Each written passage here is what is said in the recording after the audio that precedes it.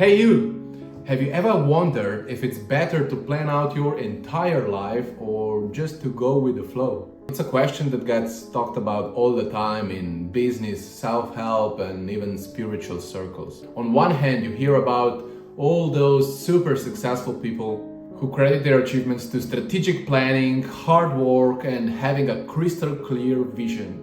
They'll tell you that success takes discipline, pushing through the tough times and never losing sight of your goals. But then you have those great spiritual traditions and philosophical perspectives that say the opposite. They emphasize letting go, surrendering the control, and trusting the process of life. At first, planning and letting go seem like two completely opposite ideas. In this video, we're gonna take a deep dive into this dilemma. We're gonna look at what neuroscience and psychology have to say about planning versus spontaneity. We'll also explore insights from both Western and Eastern philosophy, and we'll check out what the different spiritual traditions have to say. The goal isn't to give you a simple answer.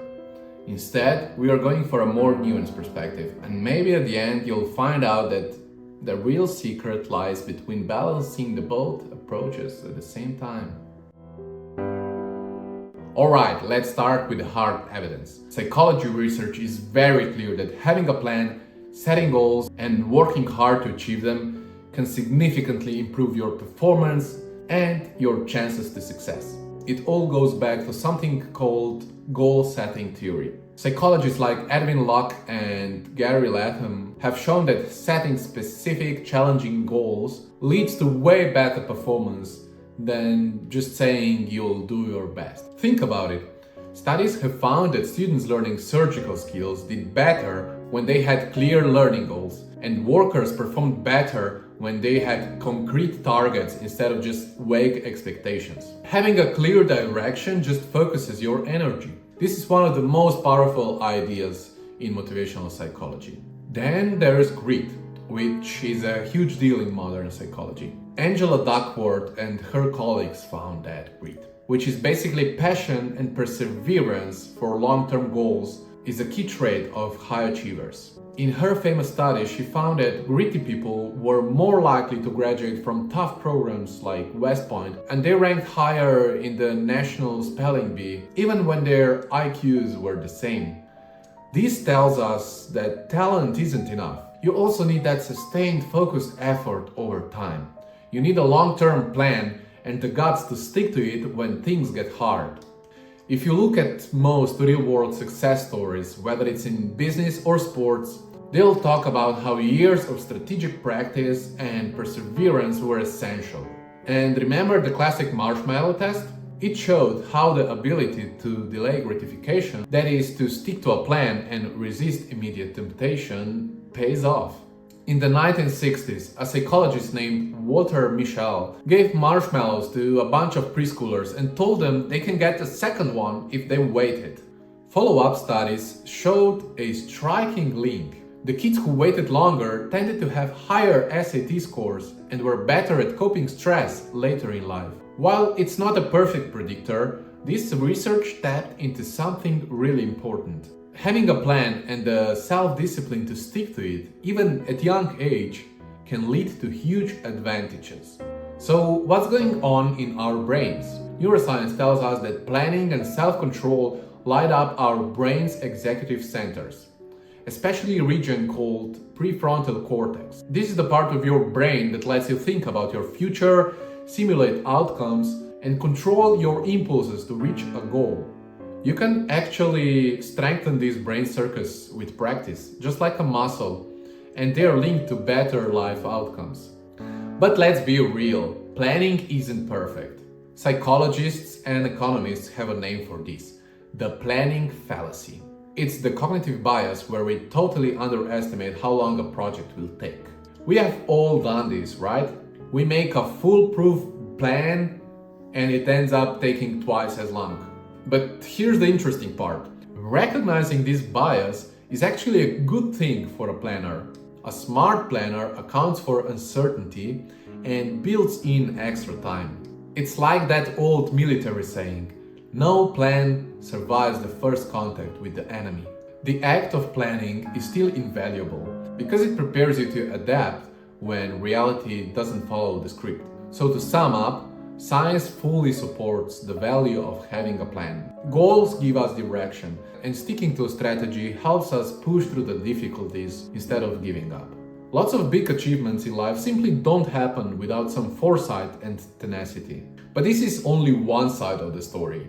Sticking to a plan too rigidly can have some major downsides. Now let's look at the other side. While planning is a powerful tool, knowing when to let go is just as important for your well-being and, surprisingly, for peak performance.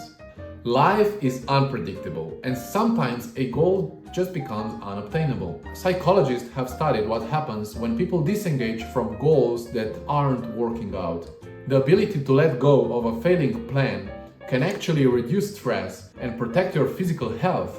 On the flip side, clinging to a plan that just isn't working can lead to repeated frustrations, increased stress, and even health problems. What's amazing is that people who let go often re-engage their efforts in new, more feasible pursuits, which leads to a renewed sense of purpose. So knowing when to go with the flow and change course is a sign of smart self-regulation. Sometimes success isn't about sticking on plan A. It's about gracefully moving on to plan B, C, D without all the anguish. This mental flexibility is strongly linked to better mental health. Next, let's talk about flow states. This is that feeling of being in the zone that psychologist Mihaly Csikszentmihalyi described. It's a state of deep absorption into activity where sense of self fades and everything becomes effortless. What's wild is that in flow, you're not planning your every move. You're fully present and just responding to the moment. Neuroscience shows that when people are in a flow state, their brain networks responsible for self-monitoring and control actually quiet down. For example, a study on jazz musicians improvising found that the part of the brain that normally supervises and plans was less active. The brain was essentially getting out of its own way, allowing creative performance to emerge. This suggests that for creative, athletic, or artistic tasks, letting go of rigid plans can actually lead to better results. You see this all the time. A basketball player performs better when trusting his trained instincts than by trying to consciously calculate every single move he makes. The rise of mindfulness also supports the power of letting go. Mindfulness practices teach us to accept thoughts and feelings instead of trying to control them. Research shows that this can reduce anxiety and improve resilience. Worrying obsessively, which is basically overplanning for every what if, often fuels anxiety. Mindfulness trains you to notice uncertainty without panicking. This can lead to better decision making because you're not paralyzed by the fear of unexpected outcomes. And finally, going with the flow means staying open to serendipity. History is full of discoveries that happened by chance. Being too fixated on a plan can give you tunnel vision and make you miss novel solutions that pop up along the way. In the world of startups, for example, successful companies often pivot. They start with a plan, but they adapt drastically when they learn new information. Allowing for a little bit of chaos or uncertainty can enrich your problem solving and growth. Psychologically, going with the flow isn't about being lazy, it's about being flexible. The science shows that balancing directed effort with moments of surrender can lead to better stress management, creativity, and performance. A wise person uses planning as a tool but doesn't become a slave to it. And this brings us to an interesting convergence. Ancient philosophies and spiritual traditions have been teaching this for thousands of years. Okay, so now let's look at how spirituality and philosophy have tackled this question. Western philosophy, especially Stoicism, has a lot to say about it. The Stoics were big on planning and discipline, but they also focused on accepting fate. The philosopher Epictetus has famously said, "Some things are in our control and others are not. Our actions and intentions are up to us, but external outcomes like wealth, health, and other people's reactions are not." So the Stoic approach was to focus on the things that you can control and let go of your worry about the things you can't. They would make plans, but they would always add a kind of reserved clause, an implicit fate willing. This way, if a storm hits and their plans would be ruined, they're not devastated because they know that some things were not up to them. Western religious teachings also echo this. In Christianity, for example, Jesus said, "So do not worry about tomorrow, for tomorrow will care for itself." This isn't an advice to be lazy. It's a warning against anxious over-planning. It encourages faith in God's plan for the future. You see this in the saying, "Man plans his way, but the Lord establishes his steps." It means you should plan, but be open to the idea that there is a greater will at play. A lot of this thinking is captured perfectly in the Serenity Prayer. Grant me the serenity to accept the things that I cannot change, courage to change the things that I can, and wisdom to know the difference. It's a perfect summary of this balanced approach. Eastern traditions have long championed the art of yielding to life's flow. Taoism, for example, is all about living in harmony with the Tao, or the natural way of the universe.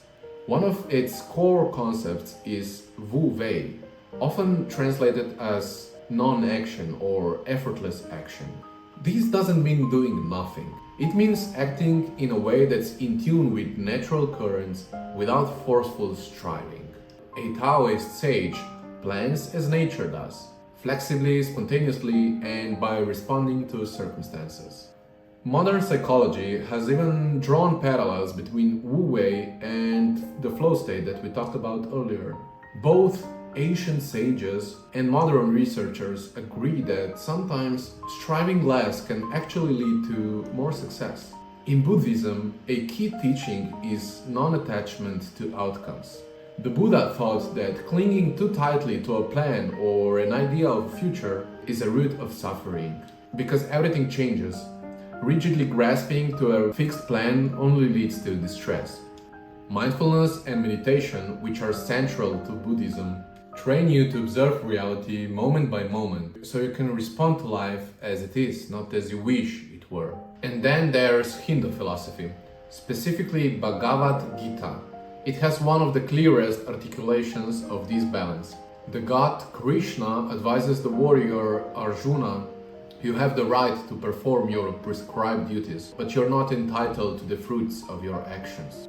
What this means is, do your very best, but let go of your attachment to the results. Outcomes are influenced by so many things. Your actions, other people, a little bit of luck. So obsessing over the results is pointless and just causes anxiety. Instead, the focus should be on doing your best and accepting whatever result comes. To put it all together, Eastern traditions consistently emphasize surrendering your ego's need to control everything. They don't say planning is useless, they just frame it differently. They say you should act with intention, but without attachment. And it's fascinating to see how these ancient ideas line up with what modern science is telling us about stress, performance, and adaptability.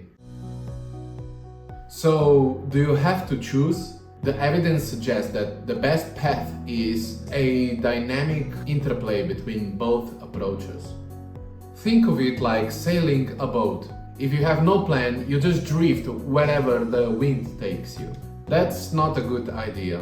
But if you have a rigid plan and you refuse to adjust your sails in the storm, you might just capsize. A skilled sailor charts a course, so they have a plan, but they are constantly monitoring the wind and the currents and adjusting where needed to stay on course. In the same way, a wise person has a plan, sets his goals, and works hard, but stays flexible, ready to change their strategy and seize unforeseen opportunities. This is exactly what modern psychology calls flexible goal pursuit. There are times when you need to be tenacious, and there are times when you need to be flexible. The key is knowing which mode to use. If you persist blindly at all costs, you might waste years on a lost cause. But if you abandon every plan at the first challenge, you will never accomplish anything. The hallmark of a healthy self-regulation is having a wisdom to know the difference. Even military strategists get this. The famous general Dwight D. Eisenhower once said, "Plans are useless, but planning is indispensable." What he meant is that once a battle starts, your plan will most likely fall apart. But the process of planning is vital because it prepares your mind to improvise when things change. It's about this beautiful synergy again. Plan thoroughly, then flow adaptively. So when is planning better and when is letting go better? While it's different for everyone, our research from today suggests a pattern. Planning is indispensable for long-term direction and complex goals. If you want to build a house, start a company, or become a doctor, you absolutely need a strategy and persistence. Planning provides the structure to get you through the inevitable difficulties. And going with the flow is crucial for moment-to-moment execution and creative endeavors. In fast-changing situations like a conversation, sports game, or musical improvisation, rigid plans will just get in the way. This is where you trust your skills and let your intuition take over. And for your emotional well-being, it seems healthiest to plan for what you can control and let go for things that you can't. Anxiety often comes from overestimating how much we can determine. Recognizing the limits of our control and even embracing them leads to peace of mind. Our exploration doesn't end with one side winning because reality is more nuanced. The question, should I plan or go with the flow, is a false choice. The wisest approach, supported by everything we looked at, is to do both, each at the right time.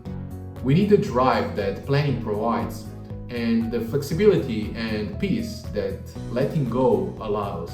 In practical terms, it might mean set your goals, but ride the waves. Have a clear vision, but remain open to the currents of change. Work hard and use your reason, but also listen to your intuition and the feedback that the world gives you. The planner in us maximizes our chances of success, while the flow surfer in us maximizes our ability to embrace opportunities and weather setbacks. Ultimately, the debate between planning and letting go resolves into a kind of a dance. Sometimes you lead with intention and sometimes you follow with acceptance. And mastering that dance may just be one of the greatest secrets to both success and serenity in life. It would mean a lot if you join me on my journey to explore the depths of human psychology and mysteries of our consciousness. So hit that follow button. If you like the video, please leave me a like. And wish you all the best. See ya!